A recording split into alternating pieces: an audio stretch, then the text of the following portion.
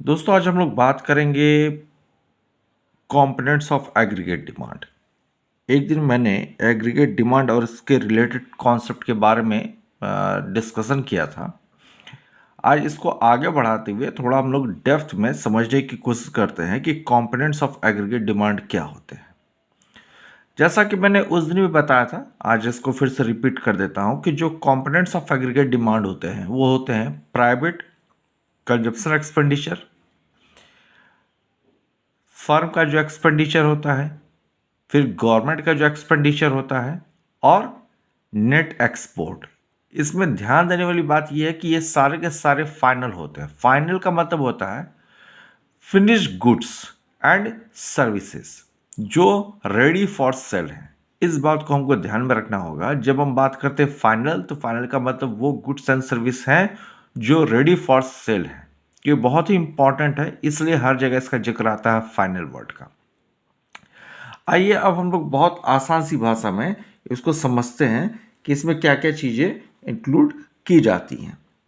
तो जो सबसे पहले यहाँ पे बात आती है वो आती है कहीं ना कहीं हाउस होल्ड कंजप्शन एक्सपेंडिचर की। अब इसके आगे एक वर्ड इसने लगाया हुआ है और वो वर्ड है इसका house hold private consumption expenditure, और प्राइवेट के बगल में इसने ब्रैकेट में हाउस होल्ड लिखा हुआ है। ठीक है, तो यहाँ हम लोग समझ सकते हैं कि हाउस होल्ड का मतलब जो फैमिली होती है जनरली उसे इकोनॉमिक्स के टर्म में हम लोग हाउस होल्ड के तौर पे ट्रीट करते हैं। तो जो हाउस होल्ड का जो कंजप्शन एक्सपेंडिचर होता है उसको हम सी से यहाँ पे डिनोट करते हैं। It refers to the total expenditure incurred by household on purchase of goods and services during an accounting year. एक साल के भीतर जो खर्च करने वाला है कौन, हाउस होल्ड, उसका टोटल एक्सपेंडिचर इनकर्ड, इनकर्ड का मतलब होता है उठाना, जो खर्चा वो उठाएगा वो हमारा हुआ private house hold consumption expenditure. इसको सी से डिनोट करेंगे। Generally consumption expenditure is directly influenced by the level of disposable income. अब ये समझने वाली बात क्या है कि ये डिस्पोजेबल इनकम क्या है। डिस्पोजेबल इनकम वो होती है जो इनकम से टैक्स कटने के बाद आपके पास पैसे हाथ में आते हैं, वही कहलाता है डिस्पोजेबल इनकम। ये बात भी बड़ी इंपॉर्टेंट है। डिस्पोजेबल इनकम जो होती है वो आपके इनकम से जब टैक्स कट गया तो अल्टीमेटली आपके पास खर्चा करने के लिए कितना पैसा रह गया वो आपका हो गया disposable income. Higher the disposal income more is the consumption expenditure and vice versa. जितना ज़्यादा आपके हाथ में खर्च करने के लिए पैसा होगा उतना ज़्यादा ही कंजप्शन होगा, और जितना कम होगा उतना ये भी कम हो जाएगा।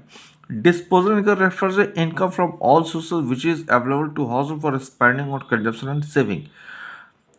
इनकम फ्रॉम ऑल सोर्सेज का मतलब कि जो भी आपके सोर्सेज हैं, पैसे कमाने के एक एक्टिव मोड भी होता है, एक पैसिव मोड भी होता है। ये दोनों ही मोड से पैसे कमाए जाते हैं। जैसे एक टीचर के लिए डिस्पोजेबल इनकम कहाँ से आ सकता है, एक तो जो उसको स्कूल से सैलरी मिलती है वो, उसके बाद जो ट्यूशन से कमाया, उसका जो वो कोचिंग से कमाया, तो वो उसके सारे के सारे सोर्सेज हो गए जिस जो वो सोर्स हैं जिसके थ्रू वो इनकम गेन करेगा, और उस इनकम को वो क्या करेगा, उस इनकम को खर्च करेगा, लेकिन खर्च करने से पहले वो उस पर टैक्स पे कर देगा। अब वो ना करे तो एक अलग बात है। मैं उस आप लोग के दिमाग में आ रहा होगा कि टैक्स पे कोई नहीं करता, तो देखिए वो एक अलग चीज़ है।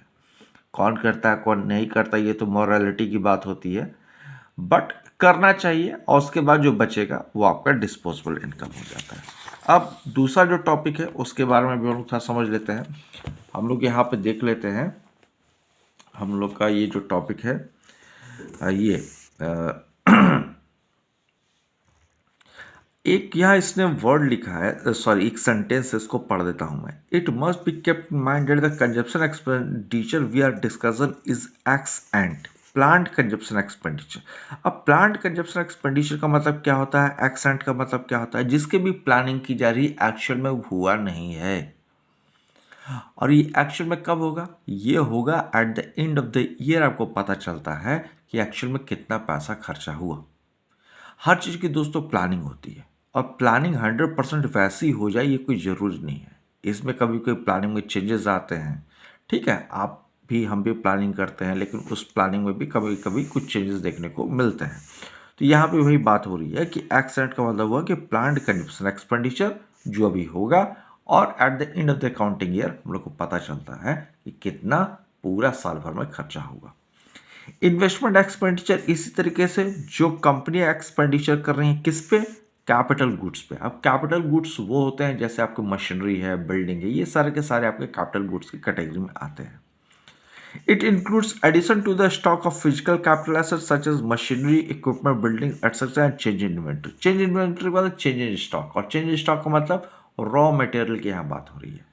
जो रॉ मटेरियल है या जो सेमी फिनिश गुड्स है या इन प्रोसेसिंग गुड्स है, वो सारे के सारे चेंज इन इन्वेंट्री की कैटेगरी में आता है। और चेंज इन इन्वेंट्री को निकालने का तरीका क्या होता है, बहुत सिंपल सा है, closing stock minus opening stock अगर आप कर देंगे तो आपकी जो है चेंज इन्वेंट्री आ जाएगी, या फिर opening stock minus closing stock भी कर देंगे तो भी आपकी चेंज इन्वेंट्री आ जाएगी। तो दोनों तरीके से चेंज इन्वेंट्री आ जाती है।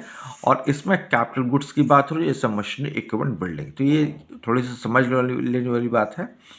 For simplicity, it is assumed that our study that investment is autonomous and investment are not level of income। यहाँ पर जो एक बात कहता है कि ये जो आप यहाँ पे पढ़ रहे हैं इन्वेस्टमेंट, ये ऑटोनोमस है। ऑटोनोमस का मतलब ये इनकम से इन्फ्लुएंस्ड नहीं है। इनकम से इन्फ्लुएंस्ड नहीं होने का मतलब, मैं अभी आपको एक बात बता देता हूँ। ये देखो यहाँ पे बना हुआ है डायग्राम, इसमें है इनकम लिखा हुआ है, यहाँ ऑटोनोमस है। ये ऑटोनोमस इन्वेस्टमेंट है, इसलिए पैरेलल टू एक्स एक्सिस है। और अगर ये इंड्यूस होता है तो ये कुछ इस तरीके से जाता ऊपर की तरफ। इसके बारे में मैं डिस्कशन करूंगा बट नेक्स्ट क्लास में। अभी हम लोग थोड़ा इसको समझ लेते हैं जो यहाँ पे लिखा हुआ है। तो ये हो गया आपका चेंज इन्वेंट्री। गवर्नमेंट एक्सपेंडिचर की अगर हम बात करें तो गवर्नमेंट एक्सपेंडिचर की जो बात आती है उसमें गवर्नमेंट के एक्सपेंडिचर में कहता है, it refers to the total expenditure incurred by the government on consumer goods and capital goods to satisfy the common needs of the economy.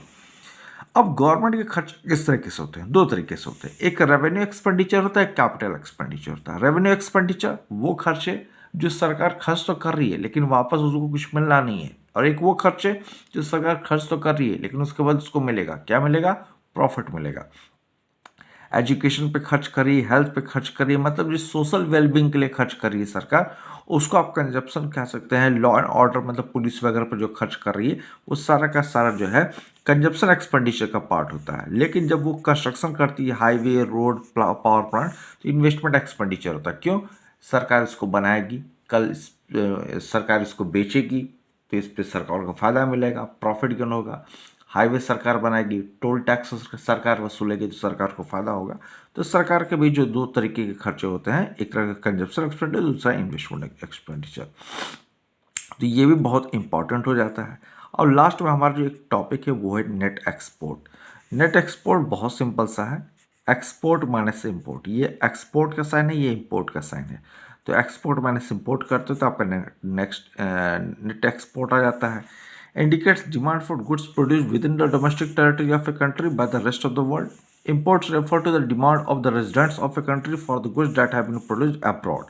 The difference between export and import is stated as the net export. अब इन चारों के जब आप मिलाते हैं तो ये बनता है हमारा AD = C + I + G + X - M।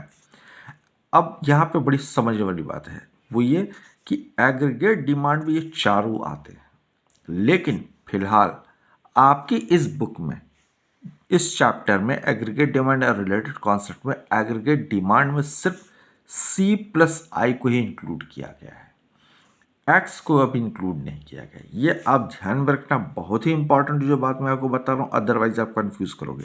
आपका यहाँ पे C + I को इंक्लूड किया गया है, अभी G और X - M को इंक्लूड नहीं किया गया है। G को जब इंक्लूड किया जाएगा तो वहाँ लिख देगा 3 सेक्टर मॉडल या 3 सेक्टर इकोनॉमी। लेकिन नॉर्मली आप पूरे चैप्टर में देखोगे कि C + I की जिक्र यहाँ पे किया गया है। तो ये मेरा एक छोटा सा वीडियो था इसके ऊपर, एग्रीगेट डिमांड और रिलेटेड कॉन्सेप्ट। इसके बाद भी अगर किसी को कोई दिक्कत है, कोई डाउट है, नहीं समझ में आ रहा है तो मुझसे ज़रूर पूछिए, कमेंट में बताइए, तो मैं इसको दोबारा इस चैप्टर को आपको पढ़ा दूंगा। कोई डरने वाली, कोई घबराने वाली बात नहीं है, और सारे टॉपिक्स बहुत ही ईजी हैं। तो स्मूथ पढ़ाई कीजिए, बेहतर पढ़ाई कीजिए और एग्ज़ाम में मार्क्स अच्छे गेन कीजिए। All the best to all of you. Thank you.